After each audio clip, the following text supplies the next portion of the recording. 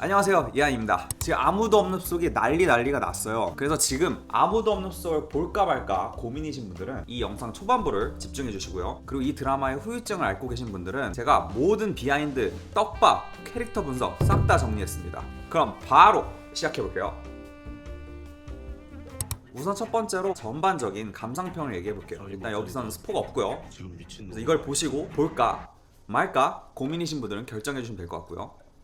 두 번째로는 전체적인 스토리를 얘기해 볼게요. 그리고 세 번째는 왜 고민씨님이 그렇게 펜션에 집착을 했는지, 윤계상님 아들이 왜 하필 스타크래프트를 골랐는지, 그리고 김윤성님은 왜 침묵을 한 건지, 그리고 살인자의 모자는 도대체 어떤 의미인 건지, 그리고 마지막으로 이 드라마에 대한 저의 객관적인 장단점을 떠들어 보려고 합니다.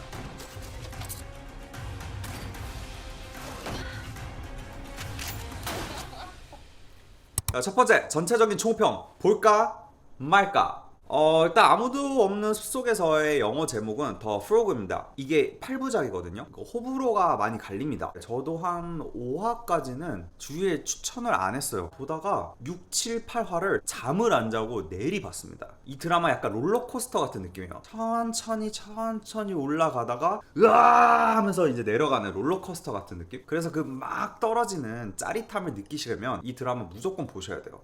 생각보다 잔인하지 않고, 그래서 무서운 거나 잔인한 거 못 보시는 분들은 도전해도 괜찮다. 그리고 일단 이 드라마는 장첸과 장이수, 범죄도시 그 두 콤비가 나와요. 그래서 둘이 합을 이루는데 진짜 솔직히 너무 웃겨. 그리고 이 드라마가 등장인물들이 너무 화려해요. 계속 이런 배우가 나온다고?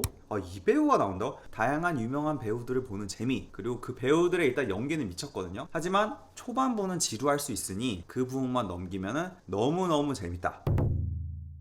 일단 전체적인 스토리는 비슷한 일을 겪은 두 명의 다른 사람의 이야기를 전개하는 투트랙 형식으로 진행되거든요. 일단 드라마 시작이 한적한 그 숲속에서 소소하게 펜션 사업을 하는 김윤성님에게 어느 날 수상하고 아주 쎄한 느낌이 나는 고민신님과 그리고 5살째 꼬마, 이렇게 두 명이 펜션을 놀러 옵니다. 그리고 이제 다른 쪽 얘기에서는 이제 윤계상님 부부가 펜션을 운영을 하고 있어요. 그러다가 어느 날 또 낯선 남자가 기름이 떨어져서 부득이하게 그 펜션을 머물게 됩니다. 근데 여기서 좀 쎄했던 게 윤계상님이 되게 자상하고 정말 친절한 캐릭터거든요. 어서 오세요, 뭐 다 도와드리겠습니다, 약간 이런 느낌이에요. 그래가지고 그 남자가 왔을 때 일반실이 아니라 특실을 주거든요. 편히 쉬다 가십시오. 저는 2층에 있는 가까운 방이 좋다고 이렇게 얘기를 해요. 자, 그러 다음날 윤계상 이제 와이프가 경찰서에 전화를 합니다. 완전 약간 겁에 질린 채로. 그래서 경찰들이 가보니까 그 낯선 남자가 결국 연쇄살인마였고, 머물던 방에 이제 여자 시신을 토막살인을 해놨어요. 근데 여기서 이제 중요한 인물이 나옵니다. 경찰 역할인데 특수한 능력이 있어요. 감각이 되게 좋아. 눈치가 되게 빠르고 뭔가 쎄함을 잘 느껴. 자, 다시 김윤성님 얘기입니다. 이제 고민씨님 떠났어, 머물고 갔어. 그 집에 있던 레코드판에 피가 묻어있는 거예요. 그래서 김윤성님은 뭐지? 쎄함을 느끼고 CCTV를 돌려봐요. 근데 고민씨님이 커다란 캐리어를 들고 혼자서 유유히 펜션에서 사라지는 그 영상을 봅니다. 그래서 이제 추론을 하죠. 설마 저 트렁크 안에 꼬마애가? 하지만 경찰에 신고를 하진 않습니다. 이제 많은 생각을 하게 되는 거죠. 이게 나의 망상일 수도 있고, 그리고 만약에 신고를 했다가 펜션에 피해를 입으면 어떡하지? 그래서 묻어둡니다. 자, 이제 다시 반대쪽 얘기예요. 그래서 그 이후로 급속도로 펜션이 망하기 시작합니다. 그래서 윤계상 그 가족이 아작이 나. 그래서 여기서 윤계상님이 진짜 빡이 쳐가지고 그 모텔을 부시는 씬이 있거든요. 완전 장첸입니다, 장첸. 자, 이제 시간이 지나고 어느 평화로운 날 김윤성님의 딸이 펜션을 놀러 옵니다. 근데 그날 빨간 지프를 타고 이제 고민씨님이 다시 나타나요. 어떻게 오셨나요? 하면서 모른 척을 해요. 그래서 둘이 이상한 오묘한 관계가 되면서 신경전을 엄청나게 펼칩니다. 그래가지고 한 번은 고민씨님이 그 김수님 가족 사진 딸에다가 빨갛게 동그라미를 쳐 협박을 하는 거죠. 야, 너 조용히 해, 내 말 잘 들어, 아니면 네 딸 위험하다, 그러니까 이런 식으로 경고를 보냅니다. 그래서 이제 증거를 확보하기 위해서 김윤성님이 고민씨님 물건을 막 다 뒤져요. 컴퓨터도 훔치고 음성도 녹음하고. 그래서 결국 증거를 다 수집해서 경찰서로 신고를 하러 갑니다. 그러다 이제 고민씨님이 차로 들이박죠. 근데 여기서 좀 이해가 안 되긴 해요. 파출소 앞에서 교통사고가 어쨌든 이쯤부터 고민씨님이 펜션을 점점 꾸며요, 자기 스타일로. 왜냐면 이 펜션이 되게 자기한테 영감도 주고 그 펜션을 달라고 해요, 자기한테. 근데 당연히 안 되지, 내 건데 내 펜션을 니한테 왜 줘? 자, 다시 윤계상님 얘기로 돌아가면 어쨌든 인생이 다 망가져 버렸잖아요. 그래서 이제 연쇄살인마를 찾아갑니다. 감옥으로 찾아가요. 얘기를 좀 하고 싶어가지고. 그래서 만나서 나한테 도대체 왜 그랬냐, 왜 가만히 있는 나한테 왜 그랬냐 라고 따집니다. 근데 여기서 이제 연쇄살인마가 하는 말이 나는 내 길을 가고 있었고 니네가 그 위에 있었지 라면서 약간 무심코 돌을 던진 개구리가 맞아 죽는 그 속담을 딱 맞게 비유를 해요. 그러다 이제 시간이 흘러서 윤계상님 아들이 성인이 돼요. 그걸 이제 찬열님이 연기를 하시는데, 자기 어머니 아버지 인생을 망하게 한 그 연쇄살인마에게 복수를 하기 위해서 이제 계략을 짭니다. 근데 이 과정에서 드디어 두 세계관이 드디어 합쳐집니다. 근데 이때 김윤성님이 이들을 찾아간 이유는 내가 만약 여기서 아무 짓도 안 하면 어떻게 될까, 내 미래가 어떻게 될까, 약간 역사 공부하러 간 거죠. 근데 보니까 망한 거야. 아무것도 안 하니까 윤계상님은 치매 와가지고 아직도 지옥 속에서 살고 있고, 그래가지고 나도 결단을 내려야겠다 하고 이제 고민씨님을 찾아갑니다, 다시. 근데 이제 여기서 고민씨님의 캐릭터가 이제 더 세부적으로 설명이 되는데, 일단 그림 작가고요, 부잣집 딸입니다. 하지만 아버지가 사랑을 안 줘요. 그러다 보니까 사페가 된 건지, 원래 사페여가지고 아버지가 사랑을 안 준 건지 이 순서는 잘 모르겠지만 어쨌든 정상적인 집안은 아니었어요. 그래서 사랑에 되게 목말라 하고 있는 캐릭터였는 게 나옵니다. 그리고 여기서 되게 인상 깊었던 장면이, 그 고민씨님이 그 애를 죽였잖아요. 그 애 아버지가 사실은 싱글 데디였던 거야. 그래서 둘이 연인 관계였고, 그래서 이제 아버지가 화나잖아, 남자친구 화나잖아. 출소하자마자 고민씨님을 죽이기 위해서 와요. 근데 이제 고민씨님이 하는 말, 내가 그린 그림이 죽은 이 새끼 생각하면서 그렸는데 내가 당신 선택한 대가로 애 새끼까지 사랑하는 척했어. 와, 이 대사를 날리는데 자기도 던져놓고 아차 해요. 지금 내가 죽을 위기인데 왜 굳이 애를 화를 돋같이 하고 막 도망가는데, 그래서 이제 펜션에 돌아와가지고 김윤성님 베프를 이제 드라이브로 찌르고 개 패듯이 패고 묶어놓습니다. 그러니까 이번엔 김윤성님 딸님이 펜션을 찾아와요. 얘도 이제 삽으로 내려찍으러 하는데 만만치 않아.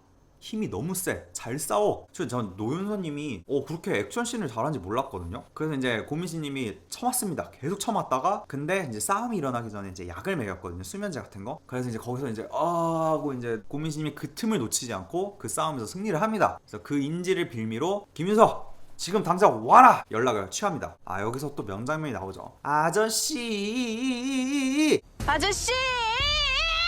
저 약간 이거 보면서 마랑님이 생각나긴 했는데 어쨌든 김윤성님이 와요. 와가지고 이제 자기 딸을 건드렸으니까 죽이려 하거든요. 여기서 완전 호러물이에요, 호러물. 도대체 누가 착한 놈이고 누가 나쁜 놈인지 막 도끼로 문을 찍고 난리가 납니다. 하지만 결국 이제 토크토크로 합의를 봐가지고 내가 지금 네 딸을 돌려줄 테니까, 그리고 나는 내일부터 떠날 거다, 그러니까 우리 서로 윈윈 하자, 이렇게 해서 합의를 봅니다. 하지만 이제 사실은 이정은님 그 경찰과 짝짝꿍 해가지고 시간을 벌고 체포가 됩니다. 하지만 부자잖아요. 그 최고의 변호사를 통해서 바로 나옵니다. 왜냐면 살인 증거가 아직 없거든. 하지만 이제 결국에는 고민씨님의 엑스, 꼬맹이의 아빠, 그분이 이제 와가지고 총으로 탕탕. 자, 드라마는 이런 식으로 막을 내렸고요. 자, 이제 비하인드와 떡밥과 캐릭터 분석을 시작을 해볼게요. 자, 모하니 감독님이 인터뷰에서 그 숲속에서 아무도 없으면 처음에는 고요하고 좋다가 거기에서 예상치 못하게 사람이 있으면 공포로 바뀌는데 그 느낌을 담은 제목이라고 합니다. 그래서 약간 그 나레이션이 엄청 반복이 돼요. 아무도 없는 숲속에서 큰 나무가 쓰러졌는데 쿵 소리가 났겠는가 안 났겠는가. 아무도 없는 숲속에서 쿵 소리가 났는데 그걸 들은 거면은 아무도 없는 게 아닌 거잖아요. 그리고 이제 이야기가 투트랙 형식으로 진행이 되잖아요. 두 주인공 김윤성님과 윤계상님, 이 분들은 약간 갑자기 모르는 사람에게 해를 당하는 돌을 맞은 개구리를 약간 비유한 느낌으로 해서, 근데 이제 두 캐릭터의 다른 점은 윤계상님은 이제 무력하게 그 상황에 계속 당하기만 하고, 김윤성님은 증거를 없애고 모르는 척을 하다가 이제 공격적으로 이 상황을 개척하기 위해서 맞서 싸우죠. 다른 식으로 이 상황을 해결을 하는 캐릭터입니다. 근데 저는 이 드라마에서 그 이정은 배우님 역할이 정말 인상이 깊었거든요. 중간에 이런 장면이 있어요. 그 베테랑 형사가 이정님 그 캐릭터를 보면서 너 범죄 현장이 좋지, 피냄새가 좋지, 너는 범인을 잘 찾는 술래야 하면서 별명을 지어줍니다. 모든 직업에는 그 사명감이라는 게 있잖아요. 뭐 의사들은 사람의 생명을 살리기 위해서, 뭐 경찰은 정의를 지키기 위해서, 당연히 그런 사명감도 있긴 있겠지만 기본적인 거는 자신의 욕구를 채우기 위해서, 이런 범죄자를 잡았을 때 느끼는 쾌락, 희열감, 이것 때문에 할 수도 있겠다라는 생각이 들더라고요. 이거 되게 그 인간의 본질적인 모습을 터치한 대사지 않았을까라는 생각을 했습니다. 자, 많은 분들이 지금 여러 추론을 하고 있는 왜 고민씨님은 그 펜션에 그렇게 집착을 하였는가입니다. 뭐 드라마 후반부에 가보면 그 고민씨님이 이 펜션에서 하는 자기 작품이 제일 마음에 들고 제일 영감이 많이 온다 그래서 이 펜션이 너무 좋다라고 얘기를 해요. 약간 그 더글로리의 이사라 캐릭터와 비슷하다고 생각을 했거든요. 예수라는 사람은 자기 자신을 극복하고 뛰어넘기 위해서 자극적인 걸 찾잖아요. 근데 이게 뒤로 가면 갈수록 보니까 아버지에게 사랑을 못 받은 인물이잖아요. 그리고 막 갤러리 사건도 있고 그리고 마지막에는 아버지가 손절을 합니다. 근데 김윤석님은 너무 이상적인 아버지였던 거야. 자기가 지금까지 겪어온 그 냉정한 아버지가 아니야. 왜냐면 첫 만남에서도 자동차가 이제 어디 빠져있을 때 김윤석님이 도와주시잖아요. 거기서 약간 자기가 받지 못했던 그 아버지의 사랑을 대리로 느낀 게 아닌가라는 생각을 했고요. 왜냐면 그 하재식이라고 그 꼬마의 아빠 있잖아요. 자기 엑스. 왜냐면 어떻게 보면 정말 부잣집에 부족함 없이 자란 고민씨님이 굳이 애 딸린 하재식을 만날 이유가 없거든요. 근데 하재식의 아들 사랑을 보면서 저 사랑을 받고 싶다라는 그 갈망을 욕구를 느낀 것 같아요. 그래서 그 사람을 선택하지 않았을까. 근데 이제 둘이 만나다 보니까 나를 만나면 그 아들한테 줬던 사랑을 나한테 줄 줄 알았는데 변함없이 그 아들한테 그 사랑을 주는 거야. 그거를 못 참고 X를 감옥으로 보내버리고 그 꼬마애를 죽였다고 저는 이제 생각을 합니다. 그 레코드판에 피를 일부러 묻혔다 아니면 일부러 안 묻혔다라는 그 두 개의 썰이 지금 막 싸우고 있는데 저는 개인적으로 일부러 묻히지 않았다에 한 표를 둡니다. 왜냐면 그렇게 철두철미하지 않아요. 너무 감정적이고 고민씨님이 그냥 흥에 취해가지고 거기에 묻힌 걸 까먹었다고 저는 생각을 합니다. 자, 그렇다면 김윤석님은 왜 침묵을 했을까? 그리고 고민씨님이 와서 그 지랄을 다 떠는데도 왜 가만히 있었을까? 일단 첫 번째 이유는 죽은 아내와 함께했던 펜션이기 때문이라고 생각을 해요. 그 추억이 완전 더럽혀질 수도 있잖아요. 그리고 두 번째는 만약에 신고를 하면 개 폭망할 수도 있잖아요. 그 다음 세 번째로는 너무 스트레스 받는 상황이나 감당하지 못한 일들이 벌어지면 피하려고 하잖아요. 김윤석님 캐릭터도 그 상황을 피하고 싶었던 게 아닐까. 자, 이제 다음은 윤계상 아들님이 왜 하필 스타크래프트를 골랐느냐입니다. 그 아들이 이제 모텔 밑에서 그 게임기를 갖고 새벽에 막 나가다가 살인마랑 마주하죠. 이제 여자를 얻고 있는 그때 이제 살인마가 얘기를 하죠. 나는 저그를 하는데 넌 뭘 하니? 나는 테란을 한다라고 이제 아들이 대답을 하죠. 그래서 이제 모자를 싹 벗어주면서 그럼 너 이제부터 고스트야. 일단 고스트라는 그 스타크래프트 캐릭터를 좀 보면 재밌는 게 인간에게 극히 드물게 발견되는 사이오닉 잠재력을 지닌 어린이들이 강제 징집되어 고스트가 된다. 의 설정을 갖고 있는 캐릭터예요. 그리고 유일하게 핵을 사용하는 게임 체인저 캐릭터잖아요. 그러니까 결국에는 나중에 이 저그를 물리치고 이 게임을 완전 뒤바꿔버리는 역할을 하는 게 약간 암시한 거 아닐까라는 생각을 했습니다. 자, 그 다음은 여기서 살인마가 모자를 줬는데 이 모자의 의미가 뭔지 이 떡밥은 진짜 친절하게 설명을 안 해줬어요. 일단 이 모자를 갖고 있던 사람들의 공통점은 뭐냐면 살인을 저지릅니다. 살인마는 그 모자를 쓰고 계속 살인을 했죠. 아들 기호도 결국에는 살인을 했고 그리고 김윤석님이 그 모자를 처음에 썼을 때 펜션을 가는 마음도 살인을 저지르려고 간 거예요. 눈이 돌았거든. 딸을 납치를 했으니까. 보시면 그래서 중간에 도끼로 문을 엄청나게 찍잖아요. 근데 결국에는 김윤석님이 다른 선택을 하죠. 그래서 그 모자가 결국에는 주인 없는 그냥 벽에 걸려있는 모자가 되지 않았을까. 그리고 되게 놀랬던 게 윤계상님이 그 인터뷰에서 이 노인 역할을 하기 위해서 3주 만에 14kg를 뺐다고 하시더라고요. 어쩐지 그 젊었을 때 역할은 약간 포동포동하게 살이 올라가셨는데 노인 때는 이렇게 쑥 들어가졌어요. 당연히 CG겠구나 생각을 했는데 무려 14kg를 3주 만에. 와, 그 노하우를 유튜브로 찍어서 올려도 이거 조회수가 어마어마하게 나올 것 같습니다. 제가 그 다른 리뷰들을 봤는데 거기서 공통적으로 하는 말이 이런 게 있더라고요. 이 드라마가 친절하지 않다. 너무 자세한 설명을 안 해줘서 스토리 파악을 하는데 좀 힘들었다. 일단 무슨 말인지 알겠어요. 왜냐면 이야기가 초반부터 투트랙으로 진행이 되다 보니까 저도 처음에는 이게 동시간대 사건이라고 생각을 했어요. 전 심지어 이게 같은 마을에서 일어난 살인사건이어서 고민씨님이 저 연쇄살인마를 죽이는 살인마? 다크 히어로? 이런 느낌인가? 막 이런 생각도 했고 그리고 또 하나 나중에 깨달았던 게 보다 보니까 알게 된 게 그 이정은님의 이제 젊을 때 역할 하신 분과 현재 이정은님 그 캐릭터가 동일 인물이라고 진짜 꿈에도 생각을 못했어. 저는 이게 그 어쩔 수 없는 선택이었다고 생각을 해요. 왜냐면 이게 초반부가 어쨌든 마지막에 그 하이라이트를 위해서 루즈할 수밖에 없는 구성이거든요. 그러다 보니까 이게 너무 친절하게 설명을 하면 관객들이 계속 안 볼 것 같다는 생각을 했어요. 저도 보면서 계속 망상을 했거든요. 사실은 김윤석님이 상상하고 있는 거 아닐까? 그러니까 나 혼자서 스토리를 짜게 되는 거야. 이게 이런 의미 아닐까? 근데